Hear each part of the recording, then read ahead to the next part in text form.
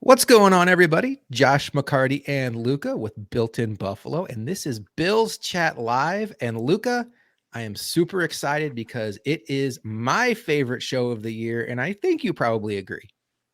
Absolutely. This is 100% my favorite show of the year, where we get to do a deep dive into all the top end, we'll call them, prospects of the draft and kind of do our full NFL mock draft and do everything like that and kind of dive deep into it, make our predictions for what we think, and do it on an educated basis where we actually took the time to do a little bit of research with all the different teams that you and I were assigned with, and then therefore move forward with to figure out where we think who will fall where, so on and so forth, and eventually get to the Bills pick, where we then collaboratively will make our own decisions on who they will go with at that pick they are currently at. So, right off the bat, you might notice Luka normally sounds crystal clear, super crisp. He usually has the really fancy background. He sounds fine tonight, but this is not Luka's normal pad. He is in a hotel room. He and his lovely fiance are traveling this weekend, and he is so dedicated to the cause that he is taking time out of his travels to do this show. So, much appreciation to you, Luka. We will not waste much time. Like Luka said, just so everybody knows, we are doing a 27 pick mock draft up until when the Bills pick at pick 27. We randomized it. Luka has the odd teams. I have the even teams. Now, right off the bat, I want to tell you all, we do not brag about ourselves very much. We try not to be. We're a humble group, and we think we're pretty good at this, but I will just tell you, we put in the work on this show. This was not a situation where we were going to come up to pick 7 and look at ESPN for, oh, they need a D tackle. Okay, who's the best D tackle available on Mel Kiper's big board? Boom, done. What we have done is we have grinded these teams. We have listened to countless hours of podcasts, read articles on these teams written by the beat writers who have boots on the ground. We feel like we have a good feel for what these teams are going to do. So if you are somebody who is just now kind of getting into draft mode, first of all, welcome. We appreciate you hanging out with us tonight. But maybe this could kind of be your crash course, not only in what the Bills are going to do at 27, because we will obviously get there, but maybe a crash course in what the rest of the league is going to do, what they're thinking in some of these prospects. We hope you guys will enjoy it. We certainly are looking forward to bringing it to you. As the show goes on, we'll probably get a little bit quicker with our picks, but early on with some of the big names, we're going to be a little bit more descriptive. Luka, anything to add before we get this thing rolling? No, not really. I think we're good to go. I thought that was a good synopsis. I'm going to do an awkward transition here to show everyone the good old big board and everything like that. Boom. Oh. It's up there. But yeah, I'm ready to get going and everything like that. I thought you did a good job explaining it, and I will let you kick it off, even though obviously you will explain the whole criteria and what we did from there, but I'll hand it back over to you. Very important thing right off the bat. This is not Josh and Luka's mock draft. Nobody cares what we would do if we were these teams. This is what we think the teams are going to do. This is not what I would do if I were the teams. That's very important. I want you to know this is what we truly believe would happen if this scenario plays out. So we hope you guys enjoy this. Luka does go first. He has odds. So with that, with the first pick of the Bills chat mock draft, the Carolina Panthers and their GM Luka are on the clock. So yeah, I'm not going to kind of spend a long time explaining this one. I think that as soon as the Panthers traded for that first overall pick, it was pretty apparent. One, they were going to get a quarterback, and then they were just going to do their due diligence and figure it out. And eventually, we would kind of get a picture painted of what they wanted. And if you've been paying attention to betting odds, if you've been paying attention to all the experts and everything around this, I think the picture's been clear and clear as the day has gone on. So I am going to share the first pick right now. Quarterback Bryce Young out of Alabama is going to be this first overall pick. It just seems to make the most sense for a lot of different things. And it just ticks a lot of boxes for what even Frank Reich likes to do in his offense and stuff. A very intellectual quarterback that will be able to do a lot of different things and understand what's in front of him, both pre-snap, post-snap. This is the most ready quarterback of the group with also a ton of talent. It just makes a lot of sense at number one. So I don't need to beat around the bush here. I think Bryce Young out of Bama is going to be the first overall pick. Yeah, it's absolutely trending that way based on all the reports. That's a great pick. So now the Houston Texans are on the clock, and that will be me. And I do think this is the first turning point pick of the draft on draft night, and it certainly is going to be an our pick because everybody thinks that the Texans are certainly in the market for a quarterback. They obviously only have Davis Mills under contract, and that hasn't gone particularly well in his 2 years in the league. And they have a new they have a new head coach in D'Amico Ryans, and their GM Nick Caserio is on a different version of the hot seat. There were some reports out this week that maybe he'd be moving on after the draft, and he shot those down. But I'm telling you, Luka, as I dove into the Texans this week and I started reading up on them, I am just not getting a quarterback vibe from them. Could this be a spot to trade down from? Quite possibly. Quite possibly. We are not doing trades in this mock. The vibe I'm getting from the Texans is, and I want to just start off by saying one. This is a Josh philosophy. If I picked in the top 5, I would almost always err on the side of picking the quarterback because you never know when you're going to be back up in the top 5 to pick. So if you have a quarterback you like, and in this case, CJ Stroud certainly rates up there enough to pick, I would take him. I understand why the Texans would hold off. One, next year's draft is rich with quarterbacks. We're not going to talk about that tonight, but just keep that in mind. Two, because of the Deshaun Watson trade from last year, the Texans have 2 first-round picks in next year's draft, along with this year's draft, obviously. So they do have some added insurance that they will be able to do what they want to in next year's draft if they don't love one of these quarterbacks. 3, this roster is a bare bones roster right now. It is almost like it's back in 2002 when they were an expansion team.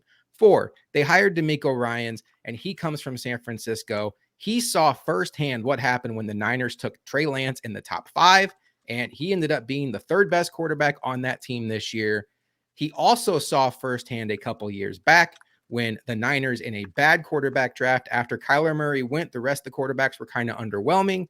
The Niners really reshaped their entire defense by putting in a defensive pillar in Nick Bosa.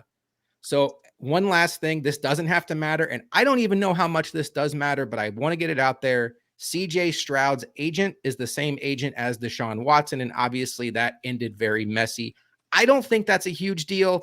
Agents deal with teams all the time, but I wanted to just make sure that that's out there for context. But with that said, I think the Texans are going to go defensive end here. I think they're going to try to build up this roster so next year they can insert this quarterback into a better landing spot. And it comes down to 2 players here, Will Anderson and then Tyree Wilson. And I do think this is a big conversation because as good as Will Anderson looks, as NFL ready as he looks, Tyree Wilson has scary good upside that teams just drool over when you look at his length and his measurables. But at the end of the day, D'Amico Ryans' first pick, I think he has the power in that building. D'Amico Ryans, he doesn't want to strike out with this pick. And Will Anderson is about as safe as they come with Pro Bowl upside. So with the 2nd pick in the draft, the Houston Texans forego the ability to take a quarterback, and they go with Will Anderson, and that's the pick. I like the pick. I think just to also kind of peek behind the curtain here, the only reason the graphic hasn't changed yet, just so everyone understands, Josh and I have not shared with each other how we have made our picks. So what we like to do with this on an element of surprise, but also makes it a bit of a logistical nightmare, is we all do our individual picks, and then on this show, on the spot, we actually come out, make our picks, and have to adjust accordingly. So I know last year when we did this, you, Josh, were actually I think you were odds, I was evens. I can't remember. Maybe we did the same thing, but regardless, we were only doing our podcast, and now we're doing this live show, and I wanted to do graphics. So it's going to take time, people. So the graphics may not be up to date every single pick, but work with us. Eventually they will be there. Basically, it's going to go every other pick or every other of my picks. You will see a graphic updated. But Josh, I think that pick makes a lot of sense. I'm with you. I think it's kind of like this. You get a risky but makes sense pick and a safe pick. If they do not trade back, they go with the safe pick. Okay, enough about that.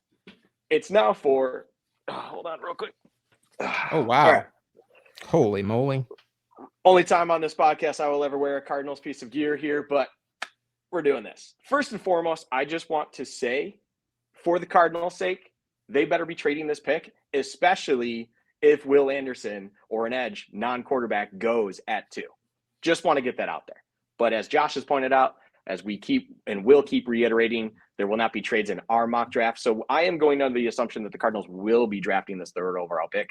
And with that in mind, I think the Cardinals are smart enough to just look. It looks like they're not exactly smart right now. They don't even know how to design good uniforms, but I think they're smart enough to go with the best defensive player in the draft if it wasn't for red flags, and that is defensive tackle Jalen Carter. I think that's the pick here. If they are sitting here at 3, it just makes a whole lot of sense. And when they are in the division and are staring at an Aaron Donald who wreaks havoc on the interior against them twice every season, they understand the value of that piece right there. And Jalen Carter isn't necessarily Aaron Donald, but he will at least hopefully wreak havoc on the interior defensive line for years to come. So it just makes a lot of sense. Jalen Carter is my pick here at number 3.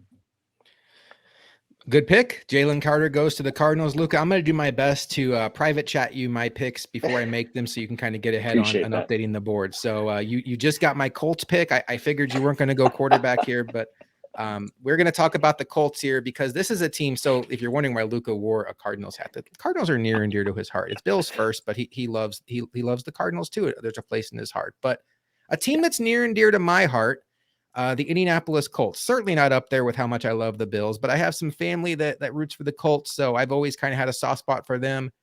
And it's interesting times for the Colts right now, right? Chris Ballard has been there for 6 years.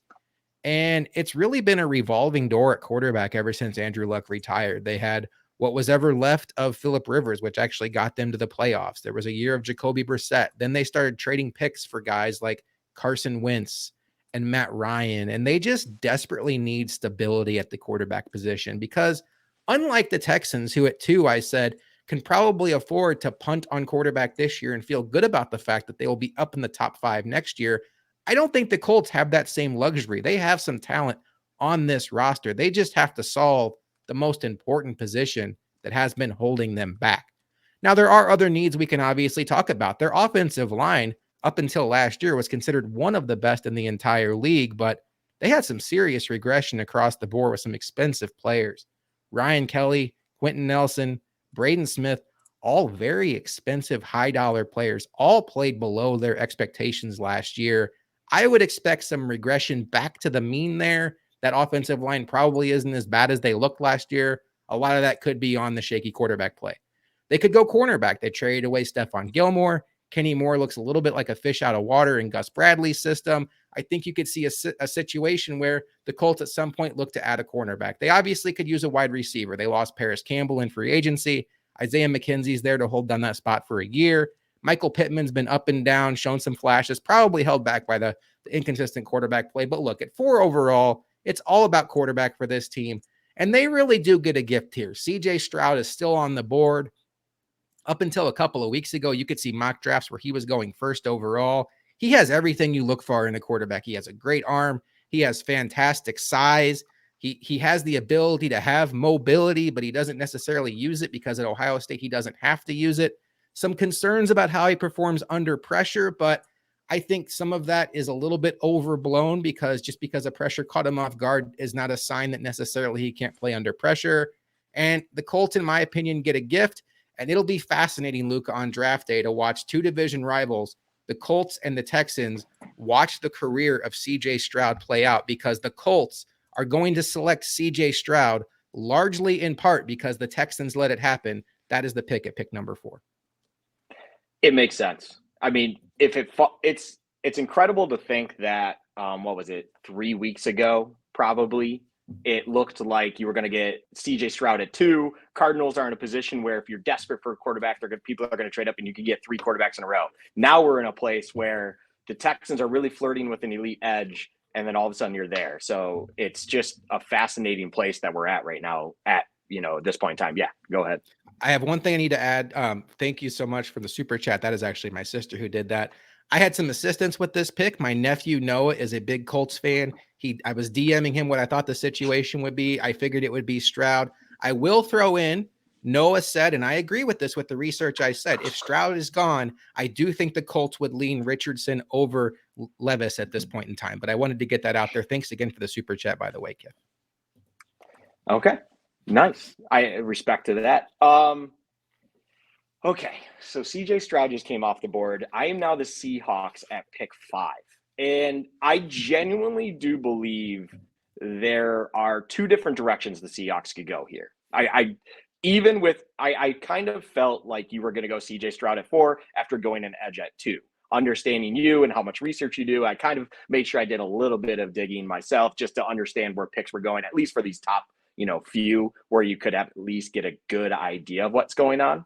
So doing that, I really do think the Seahawks could flirt with the idea of a quarterback here, especially if the likes of an Anthony Richardson is there. The hilarity of it all when it comes to using the pick that Denver gave you in an unexpected value to then take his eventual successor is hilarious to me, and I think is poetry, and I think it would be incredible. That said, I think Tyree Wilson has really been shining lately, and I think it's been kind of more understood how good he might actually be. And for that reason, I just don't think the Seahawks can kind of look past that.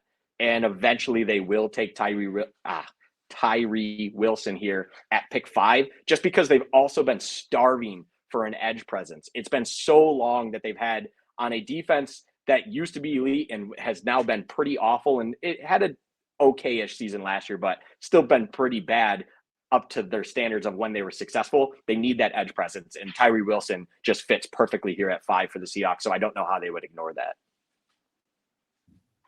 That's a great pick. I'm aligned with you. I had to do some Seahawks research also because, as it happens, they have another pick in the first round that's even. And I don't get the sense that they're necessarily going to be in on quarterback. They only have 52 players on their roster right now, which is astronomically low when you factor in you have to bring 90 players to training camp. So the Seahawks go with Tyree Wilson. That is a great pick. He's somebody that could have gone as high as 2 overall. The Detroit Lions are on the clock, Luka, and they had some interesting news today with their first-round pick from last year, Jameson Williams, being suspended for 6 games because of a gambling incident. That is not going to impact the pick here.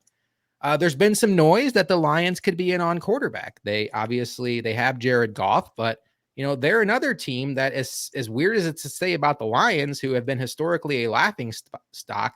They seem to be moving in the right direction. And the only reason they're picking in the top 6 this year is because the Rams were so bad last year and they have the Rams pick. And the Lions could be a team that think they may not get another shot at a quarterback like Anthony Richardson. But it's important to know Jared Goff is probably never going to win you a Super Bowl, but you have to crawl before you walk. The Lions have not won a playoff game since 1991. Let me repeat that. The Lions have not won a playoff game in 32 years, people. Aaron Rodgers, we assume, is finally gone. They have been haunted by Aaron Rodgers and Brett Favre since the mid-90s. The Vikings are kind of tearing it down right now, getting rid of a lot of veterans because they're up against the salary cap. And the door is wide open for the Detroit Lions to kick it down. And they were this close to making the playoffs last year, save for a couple of different outcomes week 18.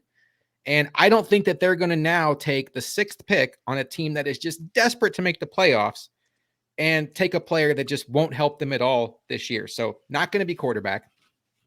I think Bijan Robinson is interesting here, especially losing Jamal Williams, and they've kind of shown some signs that maybe DeAndre Swift isn't somebody they believe in, and he certainly checks the box of somebody that would help them out right away. But this team loves the trenches. We've seen that with some of their most recent picks with Penei Sewell 2 years ago, and then last year with Hutchinson. I think they go back to the trenches this year. They are secretly, or I guess kind of secretly, people are starting to realize how good they are. They are building a very good defense. I do want to say they traded away Jeff Okudah. A lot of dot connecting has been happening, like, oh, you trade away a corner, you obviously are going to pick Christian Gonzalez. I do not get the sense that the Lions are as worried about their secondary as a lot of the national writers are. They signed Cameron Sutton and Emmanuel Mosley in free agency. They signed Chauncey Gardner-Johnson from the Eagles, and they view him as a slot corner. They are in a pretty good situation in the secondary. He played slot corner under Aaron Glenn in New Orleans, who's the defensive coordinator in Detroit. All of that is a long way to say that I think the Lions would have been absolutely thrilled if Tyree Wilson fell to them. He did not fall to them, and that's unfortunate for them. But luckily for them, there's another edge rusher out there that they view as worthy of a top 10 pick, and they are going to take him from the University of Iowa. They are going to take Lucas Van Ness, and get what they think will be a dominant edge rush duo with him and Hutchinson for the next 5 to 10 years. Doesn't he seem like a Dan Campbell guy just on top of it? Like, Yeah, I he thought does. everything you said was like perfect and spot on and everything like that. But just on top of it, I wasn't sure where you're gonna go with this pick, but understanding just the lines and stuff like that, and if they were gonna go edge, this seems like a Dan Campbell guy. And like you said, opposite of Hutchinson, this is like wow. Just it could fit very, very well. I like the pick, I like the idea, everything like that. Okay. So now we're on pick 7 with the Raiders here. And I'll be honest, I thought there could be another direction with that pick.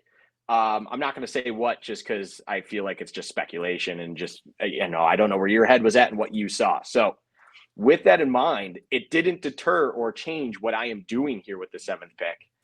And ultimately, what I found interesting is the Raiders have more holes than you think, but also at the same time, feel the need to compete next season in a very tough division because 2 years ago they were in the playoffs and there's a lot of pressure with this and expectations, and they feel like they might have gotten their guy at quarterback with Jimmy G. So where a lot of people think they might have gone quarterback here, it doesn't really seem like they're going to. With that in mind, some of the holes they have that people understand and kind of label are like corner, and there's a couple elite corners up there, and I think that would make a lot of sense. But I almost get this sense that they feel the defense, yes, is a problem, but the offense is underperforming more than they would like it, especially with what they have invested there. And now they're bringing in Jimmy G, and they need to make sure Jimmy G is safe. And that offensive line is just not good.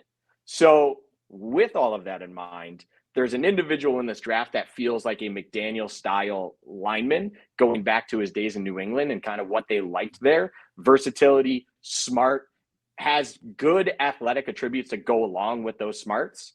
So with this 7th pick, and I found it interesting because it kind of felt a little out of left field in one of the mocks. It was Schrager's mock, who, by the way, had the most correct mock last season. And I feel like it's because Schrager does genuinely try to mock individuals of what he's heard around the league and what he knows from his, resources around. So it made sense to me when I saw it in there, and doing a little bit of research. Offensive line makes sense. And on my board, he was the best offensive lineman, in my opinion, in this year's draft. So if I butcher this name, I apologize. I shouldn't. But Peter Skoronski is going to be my pick for the Raiders. I just think that for some reason it makes more sense than it appears. And even though you have a couple great corners there that make a lot of sense for them to fill a hole and make an instant impact on the defensive side of the ball, it seems like they really want to make sure the offense doesn't fail as much as it seemed to have, or let them down as much as it did last season. So Peter Skoronski is going to be my pick out of Northwestern for the Raiders. Well, this has not gone well for the Falcons. That is a great pick by you. But I will tell you, as I transition now into the Falcons, these last few picks have been heartbreaking. And we'll just get into it. Look, Skoronski is going to be a home run. We're not going to spend too much time talking about each other's picks just because we don't want to be here for 3 hours tonight. But that is a great pick. It makes a ton of sense. And I am with you 100%. He fits McDaniels to a T. So with the Falcons are an interesting team. They have been sneaky aggressive this offseason. They went out and signed Jesse Bates. They traded for Jonnu Smith. They signed Calais Campbell. They traded for Jeff Okudah. Coming into this offseason, outside of quarterback, who they have Desmond Ridder going into his 2nd year, their 2 biggest needs were cornerback and defensive end. And they went out last week and signed Bud Dupree. I don't think Bud Dupree takes them out of the defensive end business. But what takes them out of the defensive end business at this pick is what Luka and I have already done in the top 3 the top 6, with Will Anderson, Lucas Van Ness, and Tyree Wilson already being off the board. They're out. There's no other defensive end that I think they would take here. And what's funny is my fallback plan was Skoronski, because for all that and that should make Luka feel good about his pick, but one weakness on the Falcons team is Matt Hennessy, their left guard, is a really marginal starter, and they could do well to upgrade that. And Skoronski's the kind of player that could play tackle, could play guard, but he's going to be a 10-year starter in the league, and you feel great about it. But that's obviously not available to them. So I'm going to go back to what I kind of said about the Lions, about you don't want to connect too many dots just because they traded Jeff Okudah, they're going to take a cornerback. Just because the Falcons traded for Jeff Okudah, I don't think that takes them out of the cornerback game. I don't think this would be their preferred pick. I think they would love it if one of the edges fell to them or Skoronski. But in this scenario, I think they'll take the gift that they got, which is in their mind the best cornerback in this draft, Christian Gonzalez, and they will hopefully in their minds hit a home run here, pair him with AJ Terrell, and have one of the best cornerback tandems in the entire league if he hits. So that's going to be the pick for me at pick number 8. Yeah. It's hopefully for the Falcons a blessing in disguise, but I'm with you. I don't think the board fell in a way that they would have hoped at this point in time. So you just make the best with what you got. Okay. Like you said, we don't want to spend too much time. I should say the Falcons right now are the betting favorite for Bijan Robinson. I think that's a possibility, but I didn't get the sense that it was the most likely possibility, but I wouldn't be stunned. I do, real quick. I know we're trying not to spend too much time, but is it more weird to me than it should be that Bijan Robinson betting favorite is the Falcons? I get it, but I don't at the same time. Is that just me? I don't understand it. They got Algier last year. They had Cordell Patterson, who's been solid for him. The overall point for the Falcons, and one that I didn't make when I picked, and I probably should, is Arthur Smith's going into his 3rd year. Like, he doesn't have time to groom a quarterback. They certainly could look at Anthony Richardson here. I didn't even mention that, and I should have. Anthony Richardson, Will Levis, Hendon Hooker, if one of those appeals to them, they probably should be looking at it because you don't know what you have in Desmond Ridder. But the guys in that building, and Terry Fontenot and Arthur Smith, they don't have time to spend a top 10 pick on a player that's not going to help them this year. They need help to win games. Tom Brady is gone. The Saints are kind of still figuring out what they have now in Derek Carr. The division is there for the taking. So that's why they're going to go for somebody in Christian Gonzalez who can come in day one and help them win football games. Yeah, no, that makes sense. Okay. No more beating around the bush here. We're at pick 9. I am the Chicago Bears GM, and I think this pick comes down quite simply to what happens at 7-8. Okay. And like I said, I really thought the Raiders will go with offensive line, and they like Peter Skoronski and everything like that. If Peter Skoronski doesn't get picked there, and then the Falcons don't take him themselves, that is who they're ultimately trying to target. If then he is taken, if the board works out the way it is, and I do think that, when it comes to cornerback, this is very realistic with how it might shake up. They're going to take the best corner. They're going to feel comfortable if the Falcons take Gonzalez, or ultimately who I will be taking here, and that is Devin Witherspoon out of Illinois. Some people regard him as the best corner. Others regard Gonzalez as the best corner. They're clearly the best 2 corners in this year's draft. I think it's pretty much unquestioned when it comes to those 2 being the top tier guys. And ultimately at 9 in this position, they need to get a boundary corner that they really can throw in at day 1, but also feel very confident with it down the road, and just build as a true shutdown corner for them.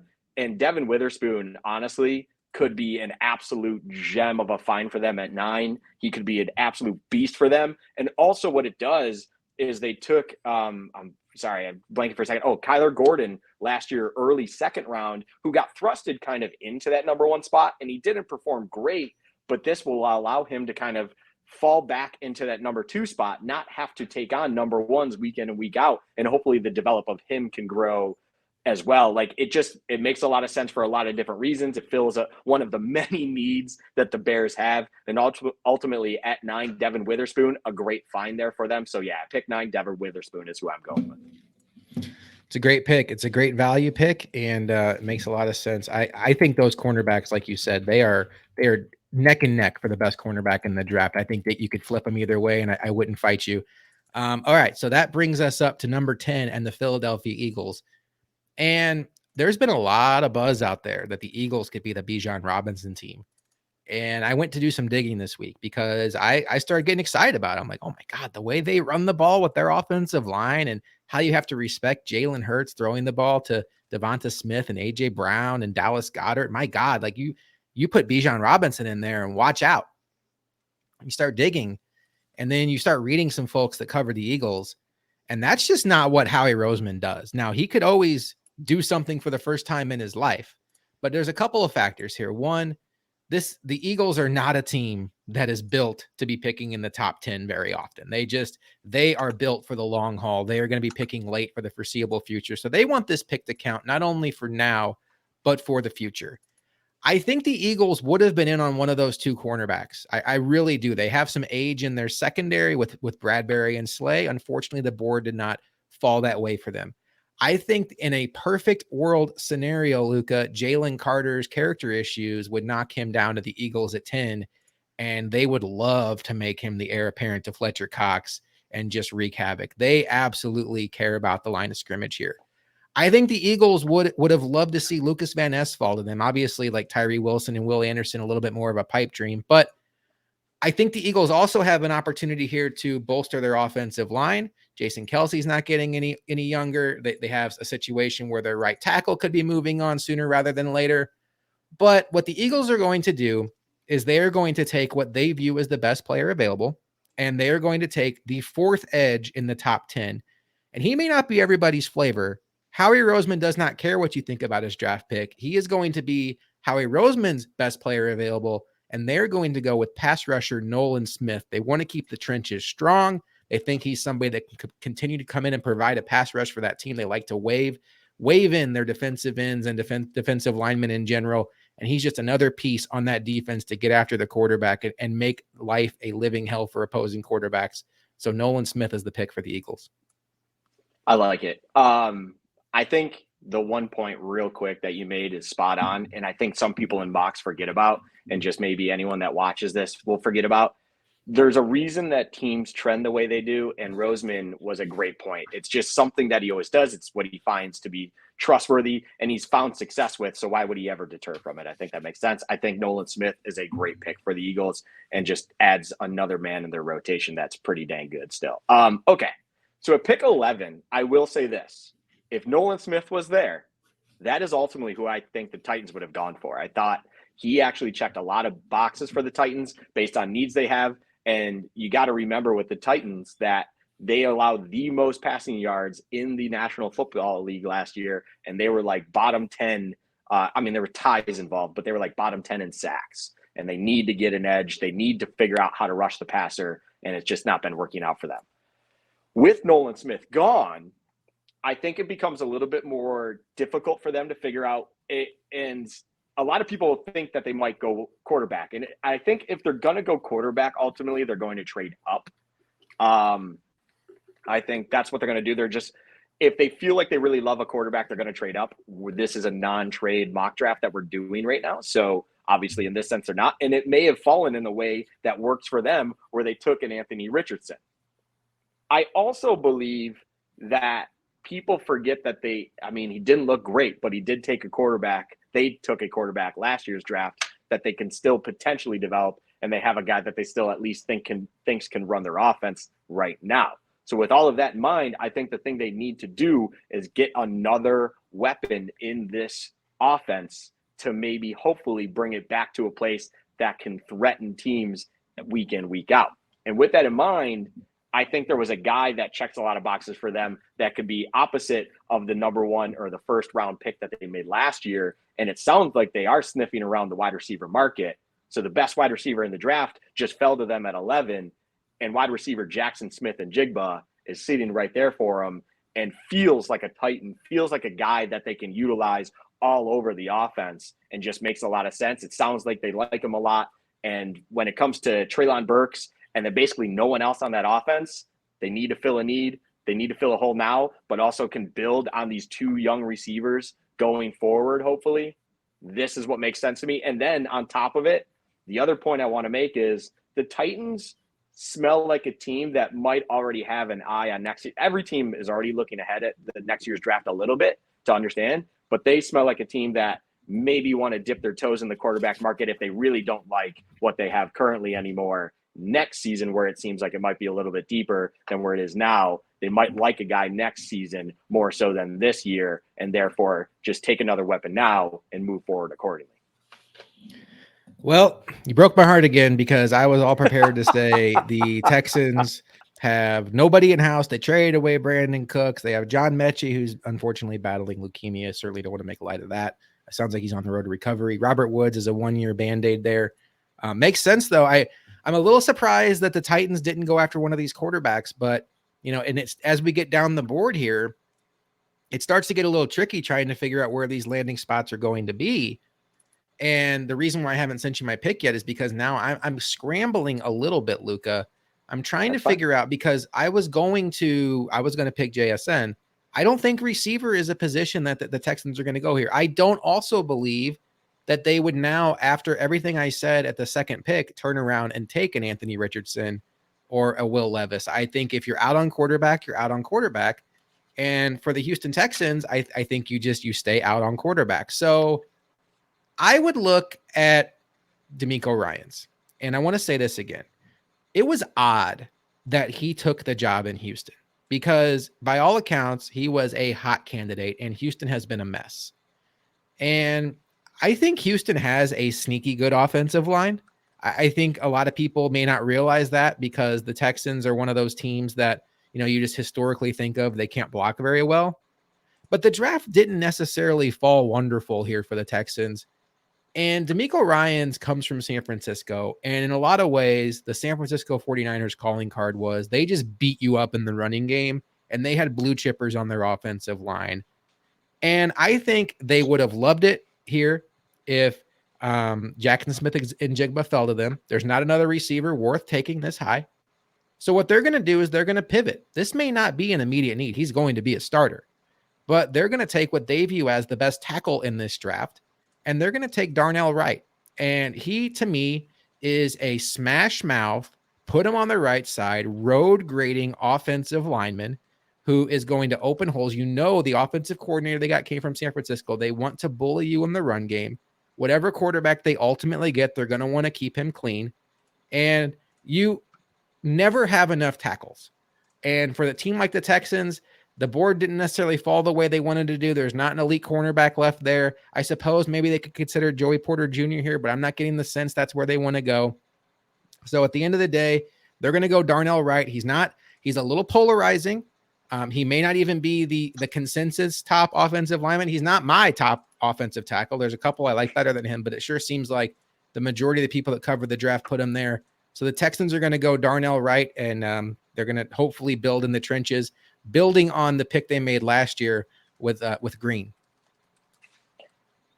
I'll be honest. I'm a little shocked. I am a little shocked. I do wonder if the Texans go quarterback here, but I agree with your point. That is, if you're out on quarterbacks, if you didn't take one at 2, you're out on you would think you're out of them in the draft. That being said, I think in this scenario, maybe there would be one they would like, but you stick to your guns, you stick to what you wanted to do, you stick to your game plan, and ultimately that's where you think you should be most successful. I like that thought a lot, everything like that. Okay, pick 13. We are on to the beloved New York Jets here. I think for the Jets, it's pretty clear cut. And I think that this draft board should break down in a way for them that will work out in a way that I almost feel like they can just write this name on a card, put it off to the side. It makes sense at 13, and it's probably going to fall to them at 13, and they don't need to do anything about it. The Jets, to me, when I was like studying all the different teams I needed to, Josh, was like the most boring, seems exactly like what they need to do, regardless if they get Rodgers or not. Like all of these other things, it's just going to be this one thing. This is what they're going to do. And to me, it made sense too with their depth and everything like that. What do they need? Where do they need to go? Ultimately, it's going to be offensive line, and it's going to be targeted at that right tackle position. They're getting Becton back at the left tackle, and there's a guy sitting there right now that should potentially be a great right tackle for years to come, and that is Broderick Jones. It's just he's going to be the guy out of Georgia that just fills that void because they have Max Mitchell right now in that slot. You got Dwayne Brown on the roster if you really needed to in a pinch. George Font is technically a free agent right now. He is still available, though, if they really wanted to bring him back. And for some reason, they're not thinking this. But I had 2 names written down for this, and I thought they basically would take whichever one falls to them. And you did take Darnell Wright. So ultimately, I think Broderick Jones is just going to be the guy they end up with. They'll be happy with it. It makes a lot of sense to me. And they're just going to move on with their life like everything's smooth and dandy. I like Broderick Jones a lot. And one other thing I like about him for the Jets is I'm not convinced that Darnell Wright has the flexibility to become a left tackle in this league. I know a lot of people that are smarter than me think he can, including Chris Sims. But I think he has kind of a bad body. I'm not body shaming, but just what you think an offensive lineman's supposed to look like. That is not the case with Broderick Jones. He looks like he was chiseled out of stone, created in a Madden lab to become an offensive lineman. And I think with what you've seen from Mekhi Becton through his first couple years in the league, while the highs have been very high, he's been an unreliable football player. He can't stay healthy. And whether it is Aaron Rodgers, who we expect to be there, or the next Jets quarterback after they move on from Aaron Rodgers, you need to make sure the tackle situation is shored up. They got lucky with George Fant a couple years ago in free agency. He played well for them, but seems like it's time to move on there. This is a home run pick. I like it. I think it makes a lot of sense for the Jets, Jets. The New England Patriots are on the clock, and they are about as unpredictable as it gets because, Bill Belichick's running the show. They have had a very interesting offseason as I'm scrolling down to my Patriots notes. I'm not sure that they've necessarily gotten better, Luka. They lost Jacoby Myers. They brought in Juju Smith-Schuster. I'm not convinced that that's necessarily a huge upgrade. They could definitely use a wide receiver. They could use a tackle. Riley Reif's 34 years old. Trent Brown had a down year. Neither are under contract in 2024. But unfortunately, two of the best tackles just went off the board. There still is another tackle there they could take, but I don't think that's where they're going to go. And the reason is Bill Belichick, I think, is absolutely going to love a certain cornerback in this draft. Belichick loves those man press cornerbacks. And there is one that just screams Patriot to me. I know it's a player you like. You had him mocked to the Bills in one of your mocks where he fell, and you caught some heat for it, but it was like, of course you would take him at 27. He's not falling to 27 tonight. His dad, you might recognize his name, a former Steeler, Joey Porter Jr. The Patriots right now, they're keeping up with the Joneses at cornerback. They have Jonathan Jones, Jack Jones, and Marcus Jones. Marcus Jones, who we like a lot. Jack Jones is a guy Luka talked about last year as a day 3 steal. He played well. He kind of slowed down as the year went on. They lost Jalen Mills in free agency, but I think Joey Porter Jr. is just an absolute perfect Belichick corner.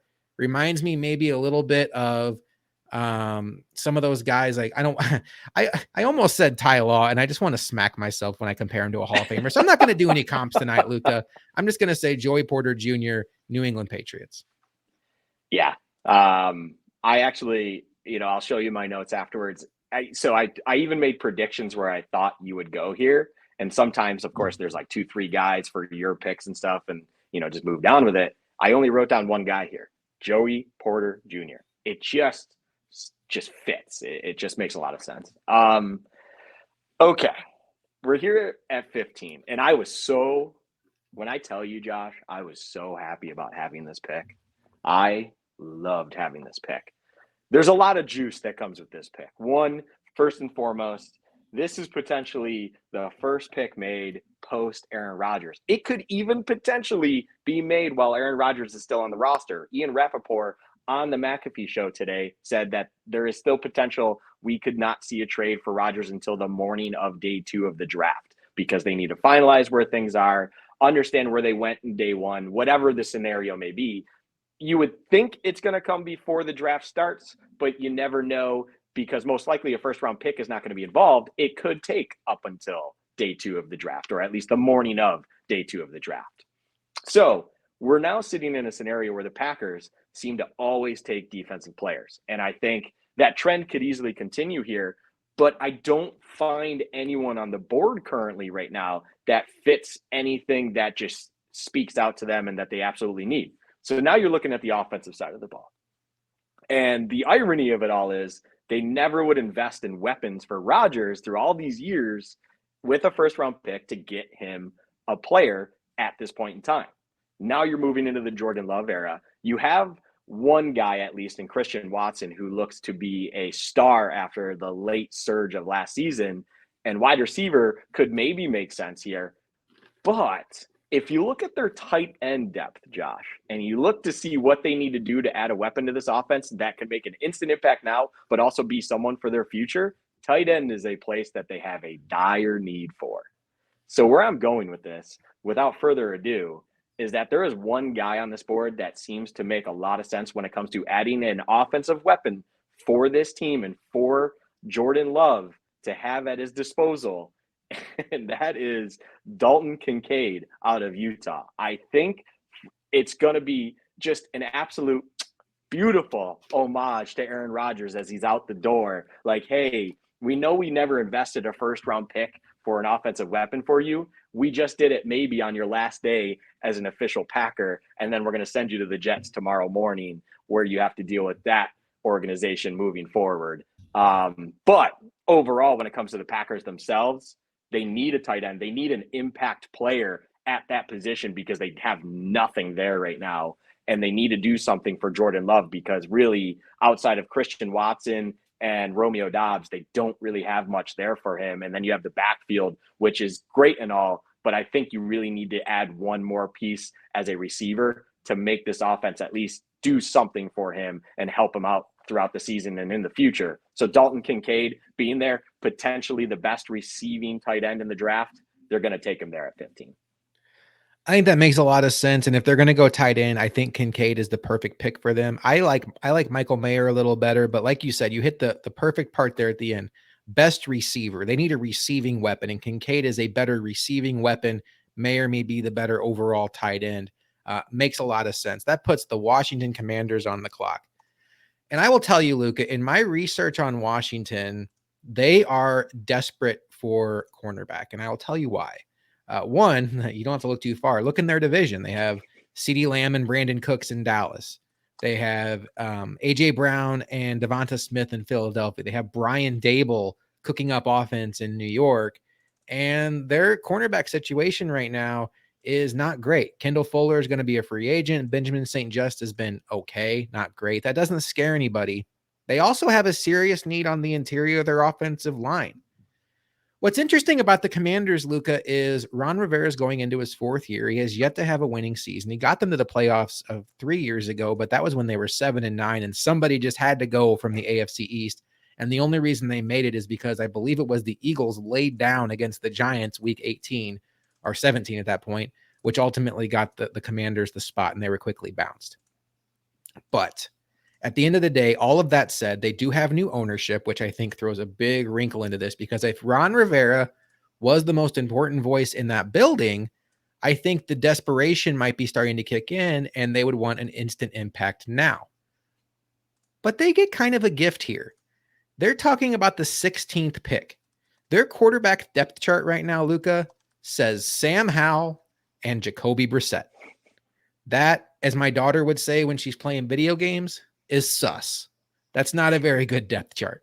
The Carson Wentz experiment failed, and it is time. I know Ron Rivera and Martin Mayhew could be on the hot seat. I don't think new ownership's going to care. If they have say so now, they're going to say, hey, there's this Madden created player named Anthony Richardson that is going to come into the league and already be one of the best running quarterbacks in the league. He can throw it a mile. He has tools to build. I hate making comparisons. I really do. But Ron Rivera was around Cam Newton, similar style quarterback, if you will. He saw that offense can function with the quarterback. And I think that's important because some of these old school quarterbacks believe, oh, you got to win from the pocket and I don't have a running. Ron Rivera saw Cam Newton take the Panthers to a lot of success. So I think he at least knows that you don't have to pigeonhole your offense to have a pocket quarterback. At 16, I think there's some surprise here that Richardson is still on the board. I think if Richardson had gone, I don't think they would have gone Levis. I think they would have gone Deontay Banks. He's a perfect fit for their defense. I think they would go Banks over Joey Porter Jr. because of scheme fit, by the way. That's not the case, though. But because Anthony Richardson's there, they're going to take him. They're going to figure the rest out later. Just too good of traits to pass up at this point in the draft. And it's important to say, Luka, this particular draft class has a cliff around 16 to 20 players in, where after those players, you have a bunch of second round talented players there. And Anthony Richardson, I think, is one of the last standing first round talents there. He's a quarterback. Your quarterback depth chart is lacking. They make the pick.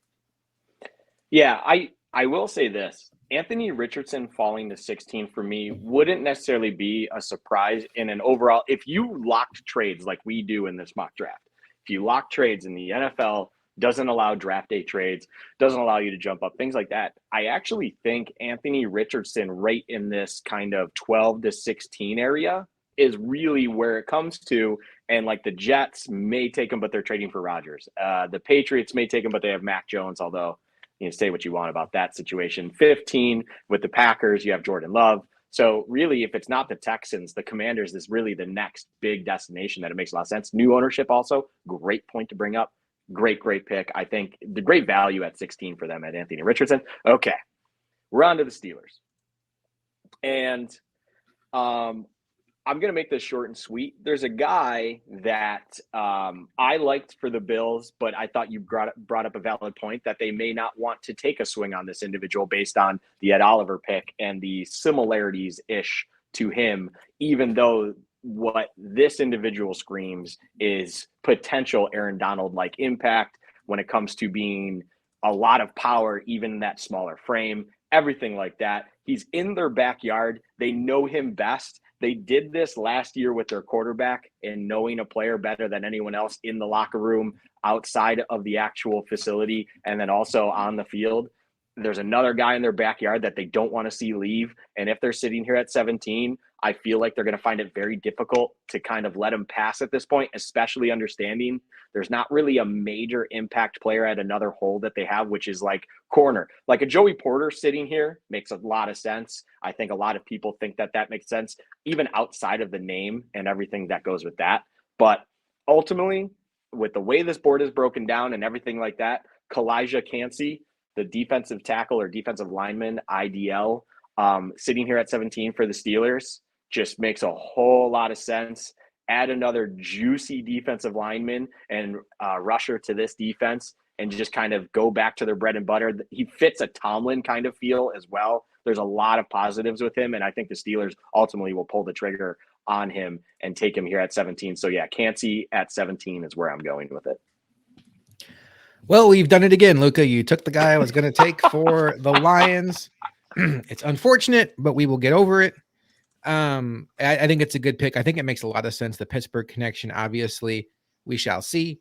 But I am going to go now with the Detroit Lions back on the clock. Again, I will reiterate what I said when they were on the clock at pick 6. This is a team that wants to win now. I don't think that they're going to be tempted by Will Levis being there. We already have them taking at edge Lucas Van Ness. There isn't a need there at cornerback. I did say that they like their cornerbacks there. But you know, there is still a cornerback there with a first round grade, but that's not where I have them going. And I just realized, Luka, I have not sent you the pick yet. But what I'm going to do is I'm gonna talk long-winded here, as the Lions are going to do what the Steelers just did by going defensive tackle. Really look at their defense. One thing that could really unlock their defense, they're missing right now, is a penetrating defensive tackle. And that's why they're another team that if Jalen Carter had fell, I think they would give serious consideration at 6. I think Cansey is somebody that would just be chef's kiss perfect for them. Didn't happen. They're going to go to their next best defensive tackle. There's a name out there that I think some people have rated a little higher, but that's not where they're going to go. There's a specific player they like, Mazi Smith, who played with Aiden Hutchinson at Michigan, play a local guy. Unbelievable physical traits. Now, the production doesn't necessarily match the traits that you see, but we're at the 18th pick here. The Lions are going to roll the dice a little bit on some traits that have tremendous upside, and they're going to hope that Mazi Smith can realize his potential in their defense. Yeah. Mazi Smith has really been blowing up. And honestly, when we did our defensive player personnel thing, I wasn't nearly as high on him as I am sitting here now. I think he is definitely an exceptional talent. So sitting here at 18, I definitely think that makes a lot of sense.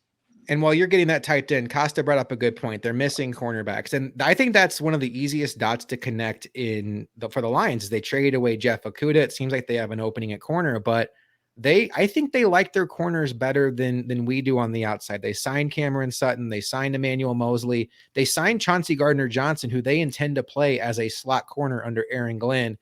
They have a lot of corners on their roster, and I think that they feel pretty comfortable with where they're at. Yeah, for sure.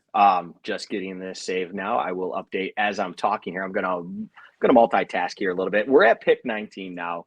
Tampa Bay is on the clock, and I kind of had one or two directions here, and it would have taken one individual to fall, and honestly, based on our board, fall drastically in order to then take who I thought fit really, really well if the fall happens. But that doesn't happen here, and I'm not going to name the player just because it's kind of moot point at this point.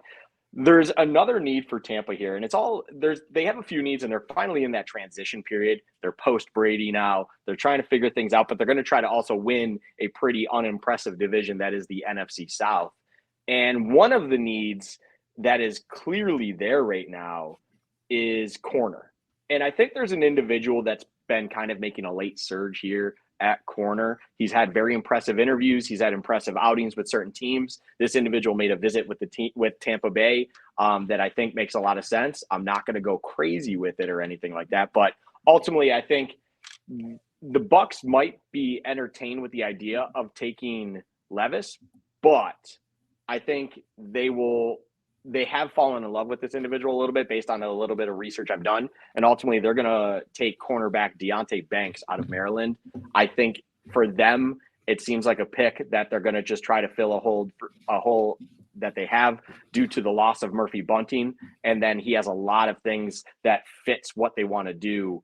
And ultimately, it makes a lot of sense to me. So, yeah, Deonte Banks out of Maryland is where I'm going with pick 19 for the Bucks.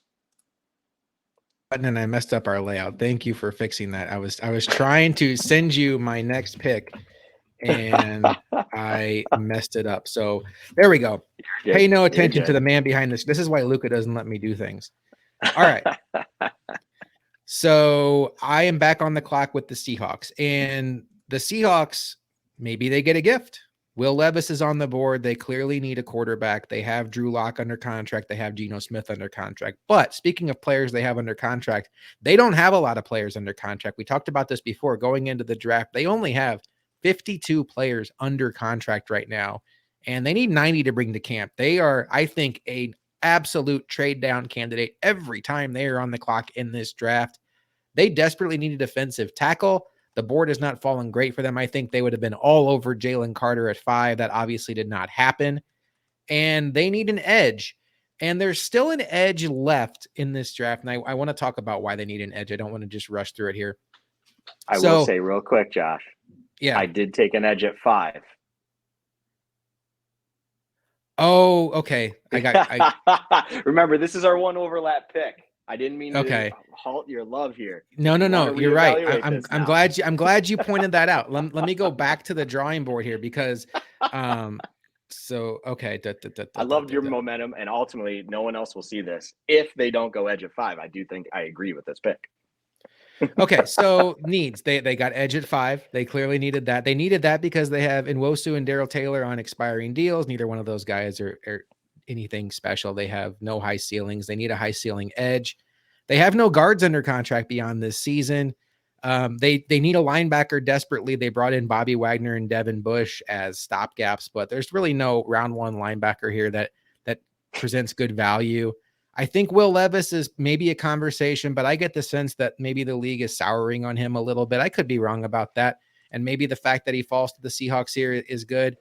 They could still use a defensive tackle. They signed Draymond Jones to a big deal, but there could be another name they want to add to the pile there. And you know what? That's what I'm going to do for the Seattle Seahawks here is Brian Breesy is sitting there. He's kind of sticking out on the board here. They need a defensive tackle. They're going to put him next to Draymond Jones.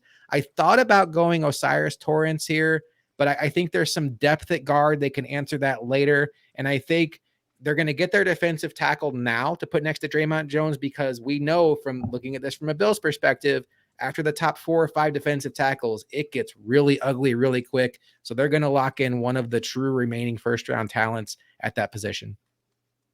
Yeah. Okay. That makes, I think D-line, we must have both been reading a lot of the similar material. D-line just kept flashing at me every time I'd look at Seahawks because they'd entertain quarterback. They're flirting with all this. And it's like, but then they come back to D-line and then they come back to D-line. So yeah, sorry to kill your momentum there. I do. No, I'm glad you did because I would have felt like an idiot. Yeah, I mean, that is the fun of this show, and I hope people can appreciate that if they watch back or they're watching right now. We appreciate you. When we did this even in a podcast format without video, oh boy, this got interesting, but I love it. So, anyways, it's a great pick. Makes a lot of sense to me. I'm all for it. We are now on pick 21, which should be the Dolphins, Should we have a but moment of silence?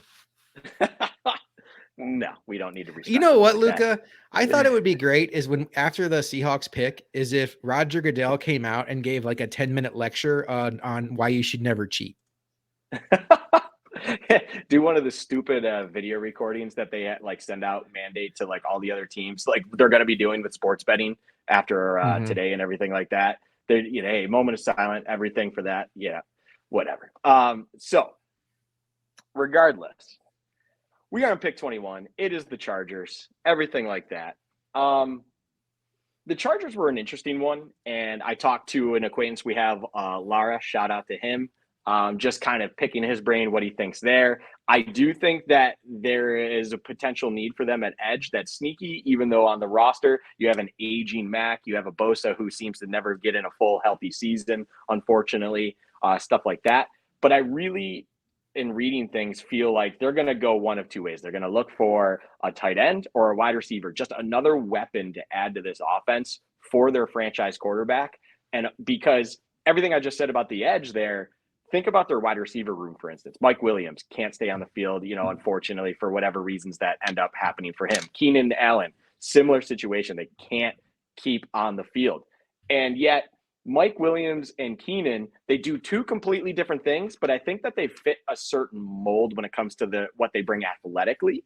And I'm kind of hinting where I'm going here with this, that they seem to like a certain build of an individual for their offense and everything like that. I think they like freak athletic tight ends, and I don't think there's necessarily anyone in this year's draft that fits that mold. And then they like freak athletic wide receivers. And I think necessarily he's not ultimately like high-end freak, but at 21, there's one individual that I think kind of fits a little bit of something that they might like and ultimately has been on their radar a little bit here. And wide receiver Quentin Johnston seems like a pick for me that the Chargers will pull the trigger on. And imagining Quentin Johnston in an offense when Mike Williams and Keenan Allen are healthy is incredible. But then also he can fill that void if one or both go down, that hopefully he can step up and be kind of everything they need him to be there. So at 21, it seemed like Quentin Johnston was just the pick for me to make this happen. Yeah, I think that makes a lot of pick. I think that makes a lot of sense. I'm glad that you sourced Laura. I do want to shout out K-Will, who is our friend that's the Eagles fan. I definitely ran my Bijan Robinson not being in play idea past him, and he co-signed on it. And I'm gonna try to talk a little bit here while you get caught up here on the board. And I think it's also important here, Luka, to kind of keep in mind here is we are creeping up on the Bills pick. We are at 22. And we just saw a receiver go off the board in Quentin Johnston. That's the two receivers off the board. We have a tight end off the board. We don't have any linebackers off the board. That's not overly surprising. There's still a couple of good offensive linemen out there that haven't come off the board yet. So I think right now, and obviously Bijan Robinson is still sitting there. Luka, as it sits right now, do you see Brandon Beane? Because I think this is the range where Brandon Beane, if he wanted to trade up, could get to without having to give up an uncomfortable amount. Do you think that he would be tempted to trade up here, having seen Quentin Johnston go off the board? Maybe he's thinking, hey, maybe I need to get up there and get Zay Flowers or something like that. Or do you think he's feeling pretty good about the options available? I do think this is where trading up, and like we said, in this exercise, we don't trade up. But in reality, if the board is broken down in this way for whatever reason it has, and the Ravens are sitting there and everything like that, I do believe that Beane would be on the phone trying to really figure out what's going on with the Ravens, figuring out what's going on with the Vikings. I think by the time the Chargers even come up, he's already going to be making those calls with the way that this board is broken down and ultimately try to see what he can do to get a weapon that he might have as that first round talent, because you would think you don't have to ultimately give up too much to do so. And it's, I mean, there's a lot of talent there that I'm sure Bean has a very high grade on. Like you said, BJ Robinson, Zay Flowers is still there. There's other individuals on this board right now still that all you need to do is move up 3, 4, 5 picks, and you should be able to secure one of those guys. So yeah, I think phone calls would be happening if this board broke down the way it did, however it got to this point.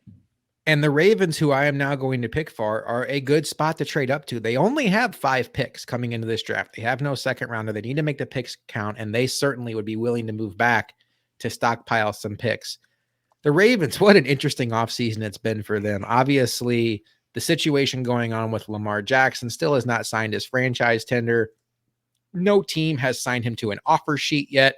That still seems to be a little bit in limbo, but I think they're going to operate under a certain way where they seem to be talking like they think that Lamar Jackson is coming back. They just signed Odell Beckham Jr., which should go at least a decently long way to addressing their wide receiver situation.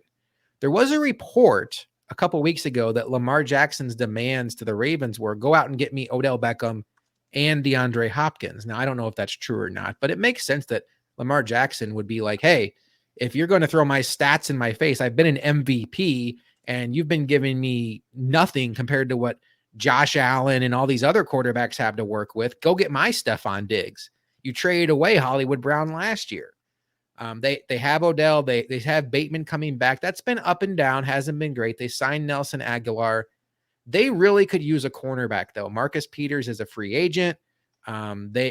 I think Joey Porter or Deontay Banks would be tempting. But Luka, I'm going to give you a history lesson here. In 2006, Ray Lewis, famous Raven, obviously, was doing an interview before the draft. And he went on to say, hey, we had a formula when we won the Super Bowl in 2000 that worked.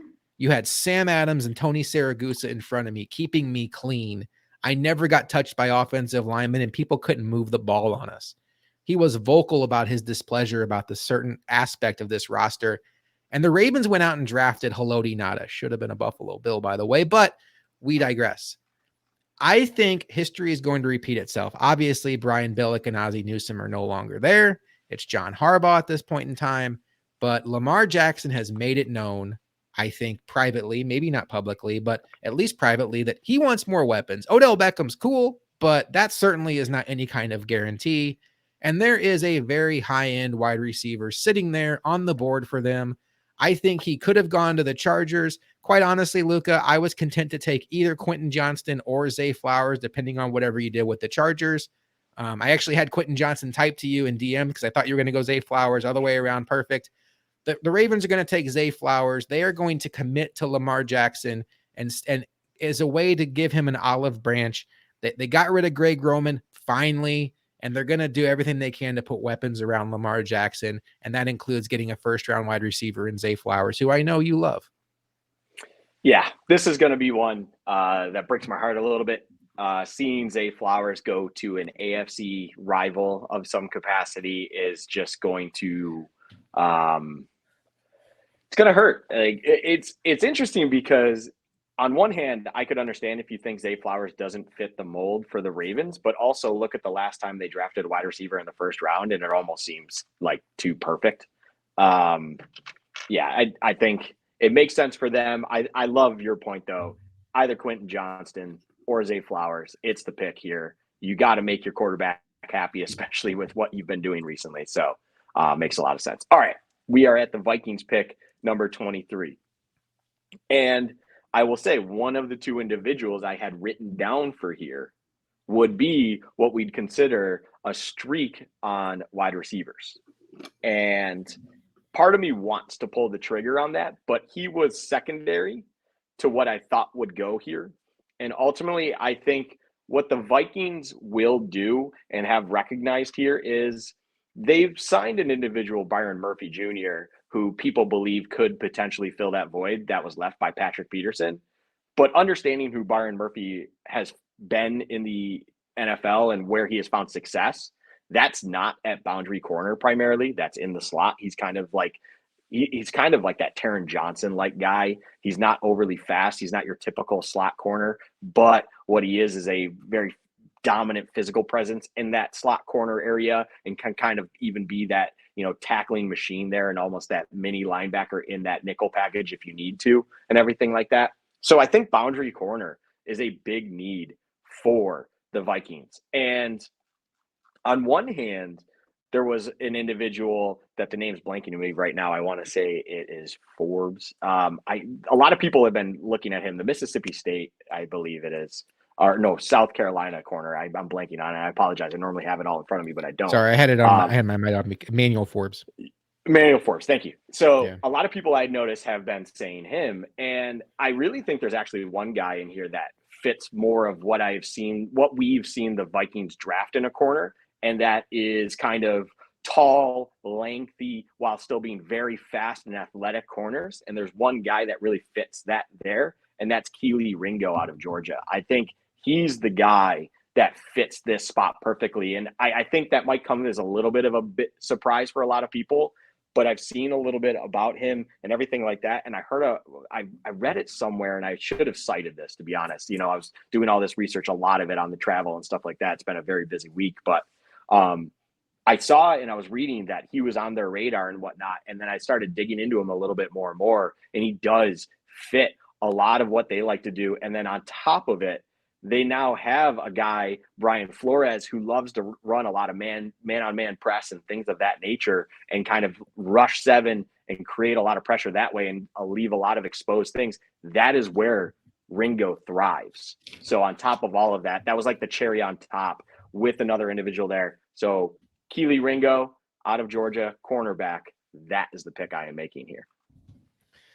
Makes sense. Cornerbacks are always going to get drafted higher in the draft, so we've seen quite a few come off the board, and another one goes there with Ringo, and that puts the Jacksonville Jaguars on the clock, and they are a team that definitely seems to be on the rise as Doug Peterson has that operation turned around. They lost Juwan Taylor in free agency, but they have Walker Little, and I think they feel pretty good about him. They signed back Josh Wells.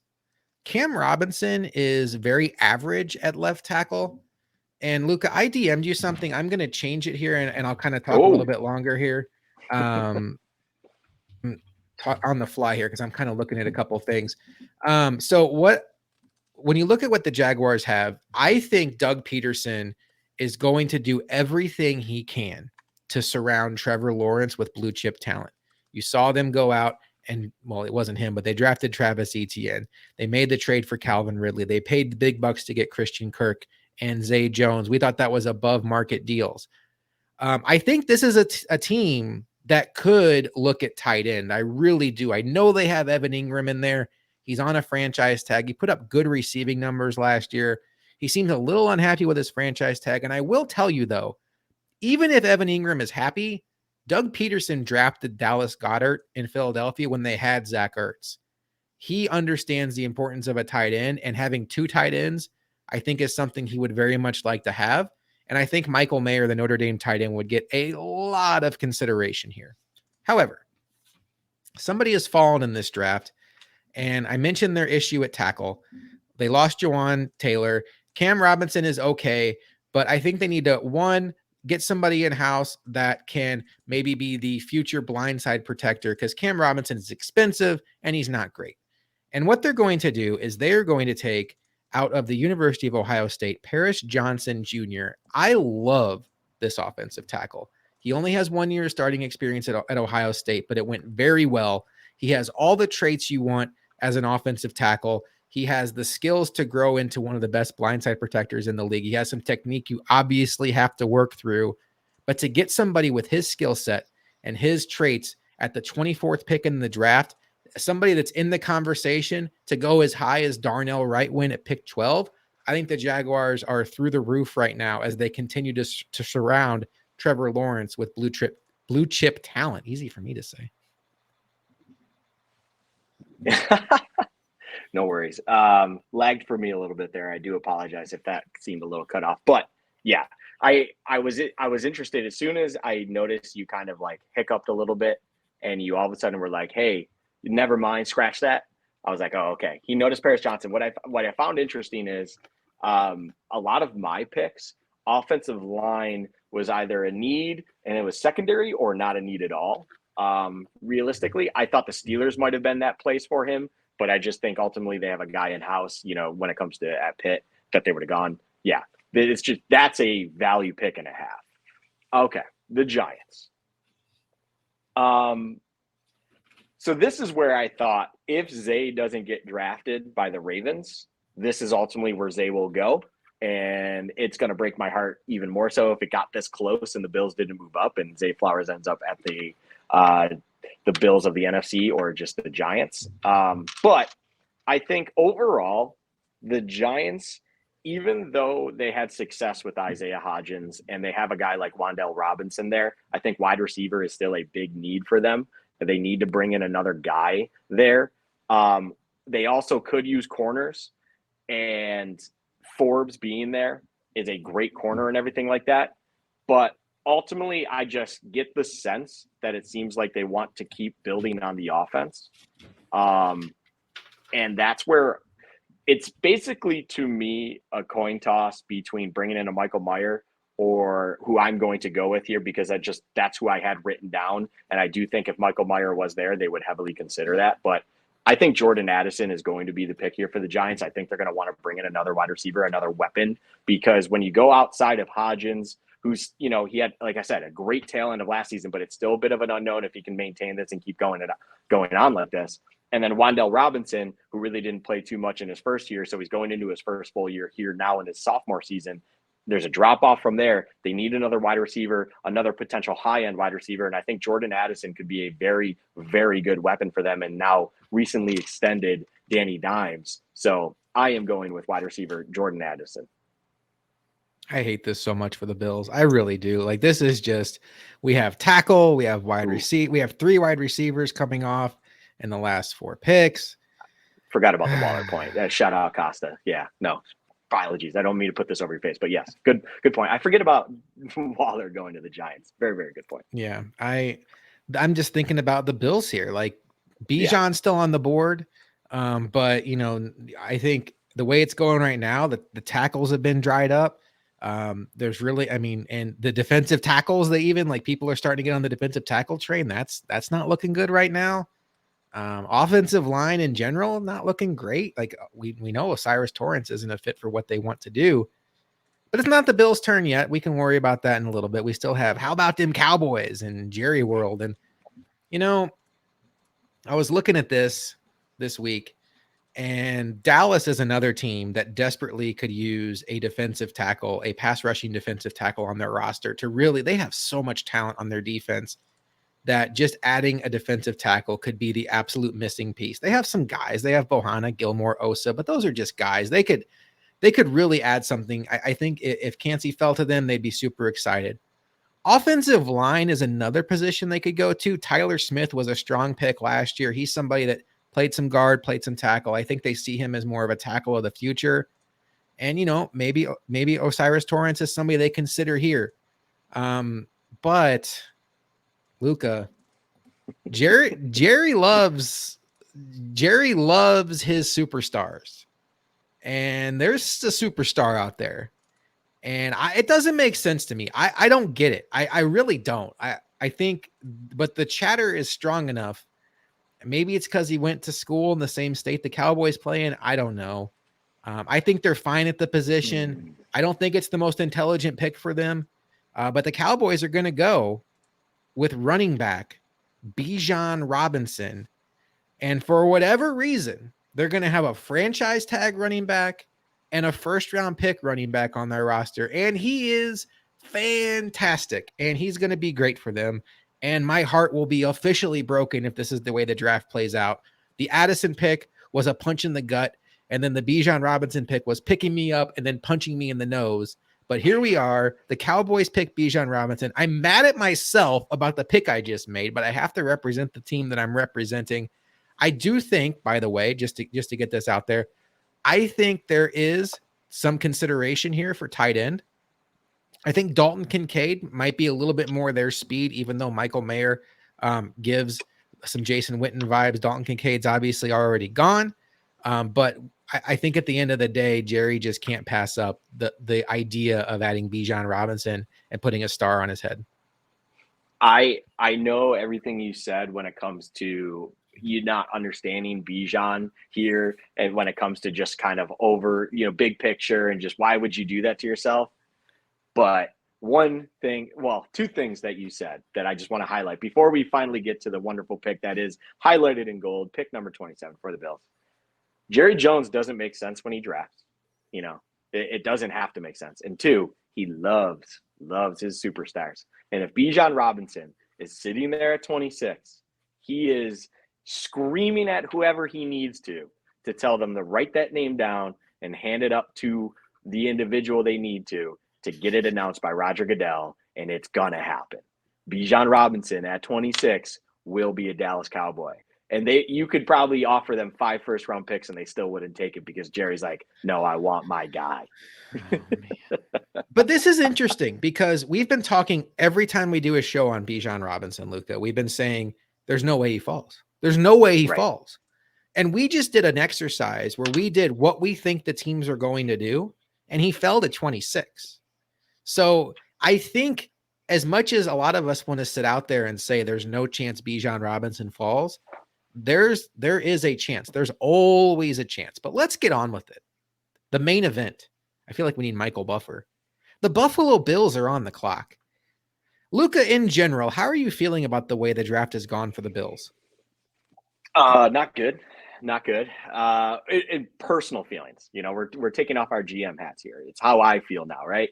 The board is broken down of the way it is. Ignore the teams. These are the players that are gone. I am not happy. I mean, there are still interesting individuals there, and there's one that is still sitting there that ultimately I think I'm going to take. And we had a discussion about this where we are going to take our own individuals. We're not going to come to a consensus pick here.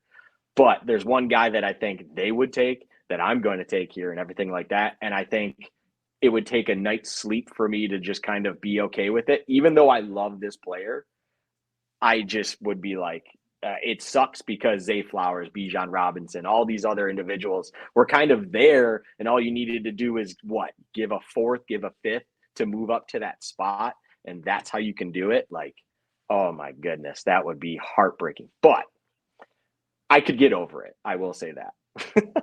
So before you make your pick, let's talk through this a little bit. One thing that I think has worked in the Bills' favor, we are not doing trades, but Will Levis being there is really, really good because you see it every year in the draft. Teams in the second round try to get up to the back end of the first round, take their quarterback, get that fifth-year option. I think in a lot of ways, we're hoping maybe Hendon Hooker is that guy, but now Will Levis is sitting there. And if you're a team picking in the top of the second round and you want to go get your quarterback, maybe the Lions, who have already, they secured their edge rusher, then they secured their defensive tackle, and now they want to add a quarterback to the pipeline. What a draft that would be for the Lions. You could see that. You could see that scenario playing out. Maybe the Patriots, well, the Bills aren't trading with the Patriots, but you get where I'm going here. I think the Bills are in a decent spot, but I want to kind of talk about a few things. This is just kind of what I believe. Oh, quick plug for our episode that's coming out on Monday. We're going to be basically just airing out every final thought we have on the draft. We know you have draft fatigue. We can tell by the videos we're posting on YouTube that you all have draft fatigue, and we understand. But we're just basically going to tell you everything we believe about the draft. We're ready to get to it. I believe, sitting here today on April 21st, that the Bills love Zay Flowers and the Bills love Jordan Addison. I really believe both of those things. I think if Jordan Addison had fallen to the Bills, is that really? Yeah. Okay. I think Jordan Addison would have been the pick here, and it would have been very easy for me to make that pick. Another thing I believe, I think if this scenario plays out the way it is, I think that the Bills would be calling Joe Shane at pick 25. And obviously, I think they'd want to get Jordan Addison. But if in this scenario, if Joe Shane's like, I want Jordan Addison, I don't want to lose him, I think Brandon Beam would be like, okay, well, we want Bijan Robinson, and we want to keep Bijan Robinson away from you for the next 5 years in Dallas. Hey, we're buddies. Remember, I have video proof of you high-fiving people in a draft room when you drafted Cody Ford over DK Metcalf. So, Joe Shane, don't make an enemy out of me, sir. I think you could see a deal there where the Bills maybe go up to get Bijan in that scenario. That would be kind of cool. But this did not go well. I love Jalen Hyatt. I love Jalen Hyatt. I don't think he's somebody the Bills will take at pick 27. I would love to be wrong.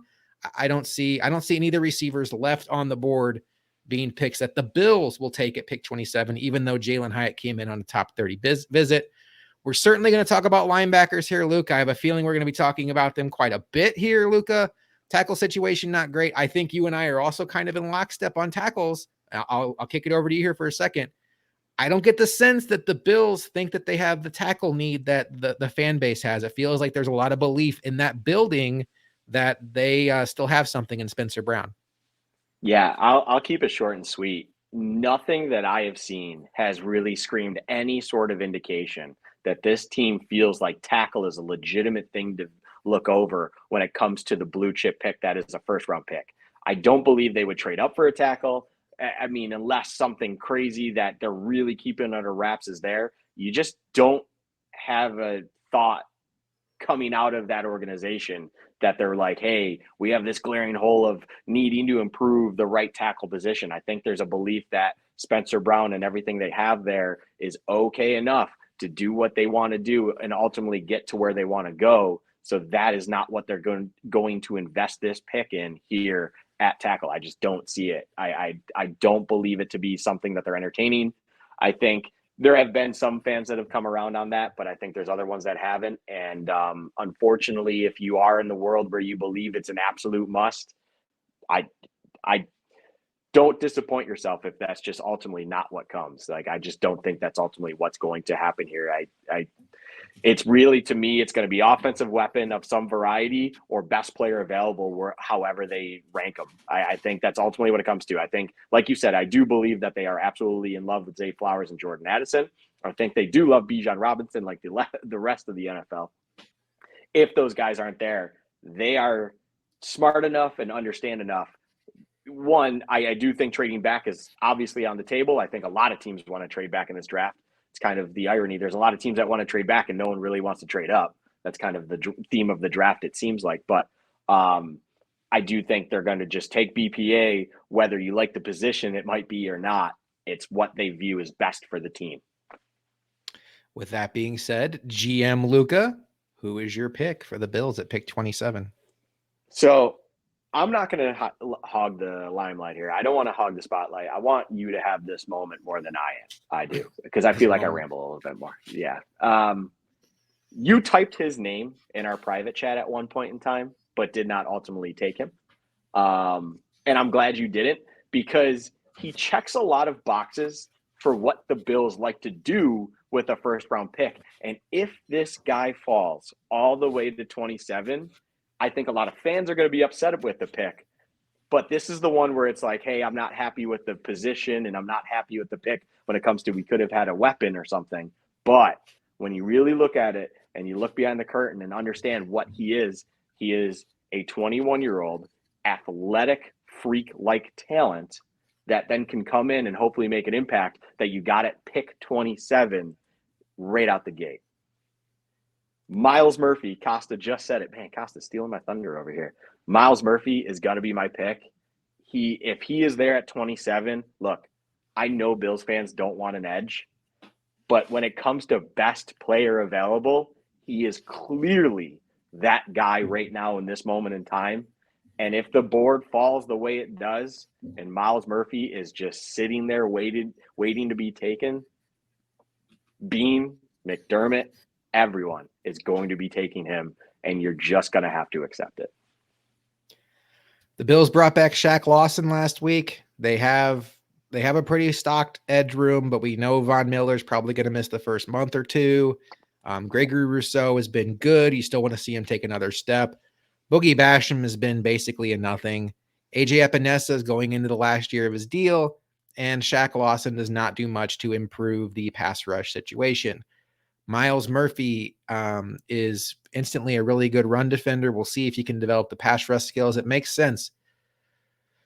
I like the pick. I don't know. I don't like the pick. I don't want defense. I don't want defense. But I understand the pick. Okay. I understand the pick. I am not putting myself in a corner where The Bills have to pick defense or have to pick offense. I understand best player available could fall. And if Lucas Van Ness fell to the Bills, I would be running around the room doing jumping jacks. You know what I mean? Like Mozzie Smith, I could talk myself into Mozzie Smith. I really could. In a lot of ways, Luka, I have been talking myself into Mozzie Smith. I think that's something the Bills could consider. In this situation, I understand everything you did, but there's another name out there that has fallen that I think could have gone in the early teens, and it's not a need this year. But when you look at some of the age of players they have, whether it's Jordan Poyer or Micah Hyde, or they have Taylor Rapp on a 1-year deal, and DeMar Hamlin said he's coming back to play football, but Brian Branch is sitting there. He's the best safety in this class by quite a lot, and he's a good prospect, and they could certainly do that. They lost Tremaine Edmonds, and they've done nothing to replace Tremaine Edmonds. As much as we hate to say the name Jack Campbell, the Bills have done nothing to replace Tremaine Edmonds. They have brought back Tyrell Dotson. They have Terrell Bernard in house. They brought back AJ Klein, but Jack Campbell checks a lot of boxes that the Bills like. Most importantly, maybe experience in zone, great, really good in coverage, working out with Luke Kuechly, like box check, box check, box check, box check. I think Drew Sanders is somebody else at linebacker that warrants consideration. And with all that said, I'm going to channel my inner Brandon Beane, what I really believe he's going to do. And I don't know that Bills fans are going to like this because we want weapons for Josh Allen. We want the offense to get blue chippers. And Brandon Beane, I think he's just going to see this as somebody that can come in and instantly impact his offense. And it's not going to be the most exciting, but Brandon Beane is going to hand in the card, Luka. And it's going to be Michael Mayer, the tight end from Notre Dame, because he should not be on the board right now. He's the best tight end in this class. They wanted a 2 tight end offense last year when they signed OJ Howard. They just found out that OJ Howard was essentially dead when it came to being a prospect. I think the Bills are very excited about what they could do with 2 tight ends. Ken Dorsey was in Carolina when they had Jeremy Shockey and Greg Olsen. This is not a knock on Dawson Knox. They need somebody to improve their slot game. I think Michael Mayer can help out with that. You could split Dawson Knox out wide, put Michael Mayer in line. He absolutely fits the value. You can address linebacker tomorrow, and the Bills make Luka the happiest guy in the world. I'm not just saying this to make myself happy. I'm saying this because I firmly believe that if the board falls this way, there will be a long conversation in that room about Michael Mayer. And the first thing that people will say is, one, stop saying Mayer, it's Mayer. The second thing they will say is, how does he get on the field? Are we looking at a Kaiir Elam situation where he just backs up Dawson Knox? And my answer will be, I don't know. I want to hope that Ken Dorsey and Sean McDermott and whoever's in charge of making these game plans can come up with a way to utilize these weapons in ways that we didn't see them utilize James Cook last year, Nyheim Hines last year, in ways that we want to see them grow this offense. And Michael Mayer is somebody that can absolutely come in, have a role in this offense alongside Dawson Knox, and weaponize Josh Allen. I compare the Buffalo Bills to the mid-2000s Colts all the time.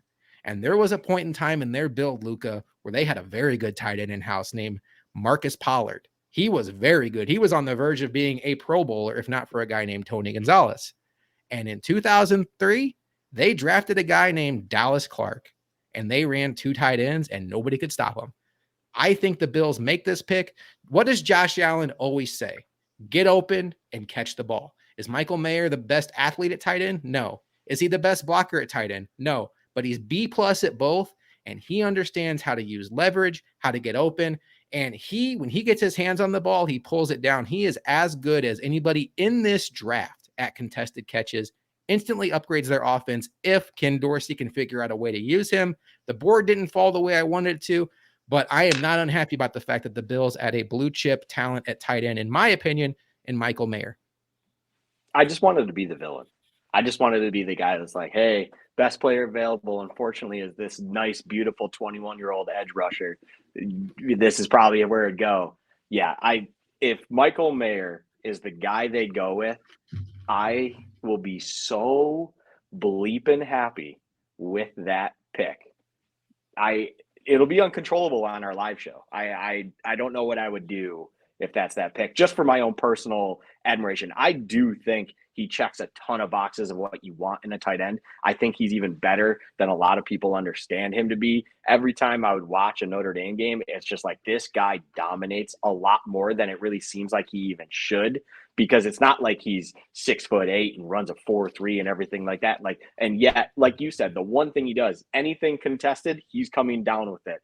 Anything, he can absolutely be that safety blanket for a quarterback in any situation. And Allen already has that with Knox a little bit, but I think it would elevate itself with Michael Mayer and stuff like that. And he checks a lot of boxes. The only thing I don't know, Josh, is did he do a pre-draft visit with the Bills? You know how like there's that whole thing when it comes to has to be 21 or younger, has to have athletic freakage like talent, and then had a pre-draft workout. And if they don't fill all of that, they won't pick him. That's the only one I don't know. I don't know if he did a pre-draft visit. That's the only one that makes me cautious if they'll actually pull the trigger on him. But I don't think that, trends are meant to be broken at some point. They're definitely something that you can make a very good, educated guess based off of. But eventually something's going to change. It's just ultimately how it works. He is 21 years old. He will be 22 by the time the season starts, but he's 21 years old at the time of the draft. He has a lot of great athletic attributes to him. And overall, when it comes to just the ability to always come down with the ball and be a very, very reliable target in traffic and in the red zone. Love the pick. Love that you got to say that, because I remember in our offensive weapon, this is where I'll wrap it up and I'll kick it back to you. Our offensive weapon, if anyone's interested, go back and listen to our offensive draft overview. It didn't seem like you were very ecstatic over Michael Mayer. It didn't seem like you were falling in love with him. And I was like, I'm telling you, man, I do like this guy. He's my number one tight end. I personally think he's the best one in the draft. I think a lot of others do feel that way out there, but this Dalton Kincaid individual who is a receiving weapon is going to win people over. I just love Michael Mayer, just watching him from beginning to end when it comes to his Notre Dame career. Just he is a guy that fits and checks a lot of things you want to do in the NFL, that it makes a lot of sense.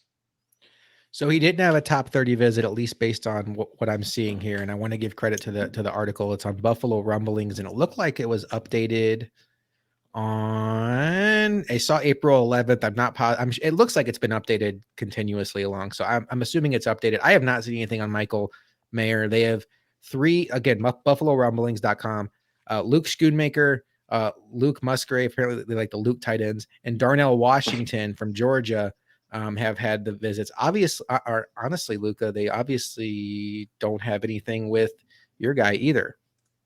So, oh yeah, no, that's Miles I did Murphy. not make my pick. Yeah, I did not make my pick. I will say Miles Murphy based on a top 30 pick. Honestly, I feel like what I think gets overlooked at times is teams bring in top 30 guys not because they believe that's going to be their first round pick, but they're bringing in guys that they just need a little bit of extra work with, or they just want to have a little extra kind of conversation with, whatever it might be. And there's other guys that they don't need to bring someone in when it comes to, they understand everything they got already when talking to them at the combine, talking to them at their pro day, and they don't need to waste their time with one of these valuable top 30 visits with that individual. So that's kind of where I'm at with Miles Murphy. I don't think that they needed to do that, because Miles Murphy to me is someone that probably should be gone after 15 picks. Like, he should not be there at 27. So it's just such good BPA. Tom Brady drinks Bud Light, according to Pete. That's an interesting comment. Okay, so for my pick, again, Michael Mayer, I just want to say one more time, I think this is one of those situations where the Bills will just figure it out. I do think that the Bills, had it been flip-flopped and Dalton Kincaid fell to them, I think they would consider him as well. Now, he's a different breed. He's not somebody you're going to put in line. And Dawson Knox is not a great blocker. He also has some inconsistent hands as it is. There's a realistic possibility that Michael Mayer comes in and by year 2 or year 3, he's the best tight end you have on this roster. Think Eagles with Goddard and Ertz. Knox is obviously younger, but it's just another weapon.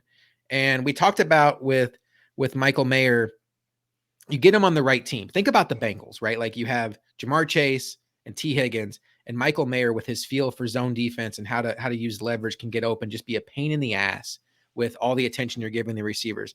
Somewhat similar to the Bills. I think he could fit that way. All right, Luka, we've given our picks. We are not going to go through 28 through 31. Let us know in the comments who you would pick for the Bills in this scenario. And Luka, any final thoughts before we get out of here? No, I was trying to work on the graphic so it at least came up here so people could see it if they just came in late, because I noticed a nice few people and individuals came in here late just to make a comment or two. They may have been watching this whole time and finally felt the welcome to make a comment. But no, I thought this was fun. Not that it's a surprise to you or I. This is our favorite time of year. This is the thing we love to do the most. Draft season is just the best. We are kind of at that point where we're feeling a little burnout, but overall, overall, I'm happy we're here. I can't wait for our live show. Plug it one more time when we are live on air for the day one of the draft, the first round. There's our picks right there. It's in real small font because it's both of our picks. But I'm very, very excited for our pick for our live show. I'm excited to kind of just enjoy the experience with everyone else. Please stop by and everything like that.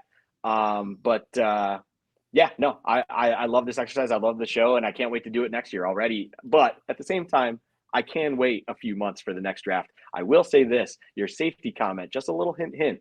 Safety is a position that I think the Bills already have recognized. Next year's draft, people, is very, very deep and has a lot of great talent there. So if safety is something you possibly think they may do in this year's draft, it won't come till day 3, because I do think there is a lot of talent there when it comes to next year's draft. We are not on to next year's draft yet. I think that's something to keep in mind, though. But as Luka mentioned, it's not that we're getting burnt out. I think we're getting burnt out on the projections. It happens to all of us, the mocking, the what if this happens, what if that happens, the rumors, the CJ Stroud is falling, which is just infuriating. I hate every year. I don't want to go off on a tangent because I know you got to get out of here and spend some time with your fiance on your trip here. But every year, somebody tears down one of these quarterbacks, and this year it just landed on CJ Stroud, and it's infuriating. And I hope this doesn't affect his draft stock, because he looks to be almost everything you'd want in a prospect. But Luke and I will be back on Monday morning, wherever you can get your podcast, Bills Chat, and we will be giving you basically our run up to the draft. We'll have 3 days to go, just our final thoughts. We will probably just release everything inside of our brains at that point. It'll be therapeutic, what we think the Bills are going to do. We'll probably maybe rehash a little bit of this mock draft. We'll do some scenarios in our head, just some things we're thinking. And then, as Luka mentioned, on Thursday at 7:30 Eastern, draft starts at 8. We will go live at 7:30, and we will be here all through the entire first round, reacting to everything. We have some special guests lined up. We'll be making an announcement on some of those folks early part of next week. And then if you are watching on YouTube, we ask that you please like and subscribe. That helps us out so much with what we're trying to do. We are trying to make Built in Buffalo your one-stop shop for all Buffalo Bills content. And we appreciate you spending your Friday evening with us. It means the world to us that you would choose this, what we're doing here, to take your time out of your day, to take the time to take in this content. We enjoy bringing it to you. He is Luka. I am Josh McCarty. We will see you next time on Bills Chat.